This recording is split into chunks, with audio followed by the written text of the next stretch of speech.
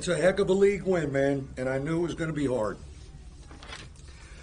They give them credit. I mean, offensively, they shot it and made some tough shots. And, tried to break, really could have broke our spirit a couple times, but you got to give this group credit, man. They just keep playing and trying to figure it out. And I thought, we never got discouraged, even though they were very hard to guard tonight. You have to go back to the olden days of Notre Dame basketball to score 99 minutes. 99. It took us 5 more minutes, right?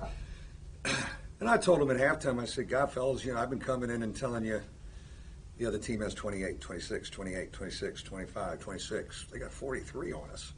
But what do we have, 39? And so I'm thinking, we're going to have to score to get out of here tonight because we're having a hard time guarding them, and they're making tough shots. So we had enough defensive possessions, good ones, to help us. How can you do that where it's been defense for so long, and then all of a sudden you got to flip it and say, all right, maybe it's not going to be defense, maybe we just have to go score. And that's a good point, and that is why in the second half we got away from our motion and our predictable movement, and we were just ball screening and playing, and like we call it open, and Hub just went to the hole. We got to the foul line because we were just driving it, and that's an option for us too. That's kind of how we started playing early in the season. Then we've gone to motion. Then at times we go to open, and we just said at halftime, man, let's just play. And we're going to have to score tonight. And we played a little faster that way and got into a pretty good rhythm. What was the defensive point of emphasis at halftime, and how loudly did you proclaim it to them? The book on us is with almost everybody is drive them. Sit down, clear out, drive them. They picked on Dane for a while. They picked on a bunch of guys and just drive the heck out of them.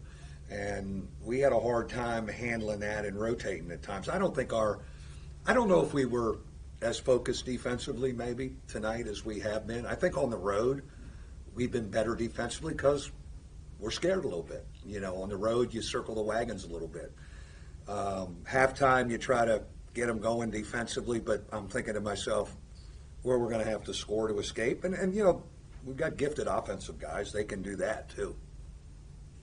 They shot it a lot better than they have from Brey. Well, I mean, 10 threes, I'm thinking, when they rise up for a couple, I'm going, that's what we want. And just about every one of them went in. And it could have been soul crushing a couple times. And we just kind of hung in there, and it's a neat group. It's a neat group, man. They're very poised in the timeout. They're not panicked, and they really believe they should finish games because they have finished a lot. Down the stretch on defense, seemed like you kind of told Prentice, or at least put him on Galloway there. Yeah. Said anybody but him. What did you see from him on that end? I thought he was fabulous. Prentice has really improved defensively too. Get up, get in him, and make him drive it. And I thought he was really disciplined and was the guy I thought we could rely on the most to take him away the last couple minutes because, I didn't want Blake maybe to lose him and Lunge and anybody else. So, Prentice took that assignment and then made a bunch of offensive plays, and he makes us believe what he talks about in the huddles, what he talks about in the timeouts. He's such a winner. He's not afraid, and he senses the moment for us. What allows him to do that? He scores 6 points. Yeah, 10 I think that, Tom. I think there's just there's an it factor that you cannot coach. And I'll go back to, as a ninth grader against DeMatha in the Catholic League Championship, in the fourth quarter, as a ninth grader, he came off the bench and hit 3 threes, and they beat DeMatha. And I remember watching that, and I'm going, there's something about this guy. Well, and he's always kind of had that. And, we've learned to live at times with, hey, there are going to be some, they may throw a crazy one up. But all I know is I want him in there. Because one of those crazy ones, a couple of those have gone this year too. That last one off the board, I don't know how he got that one off. And the one at Pittsburgh.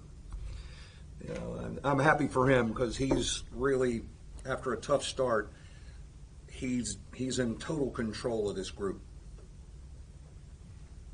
Thank you, guys. See you Thank you. Next week. next week.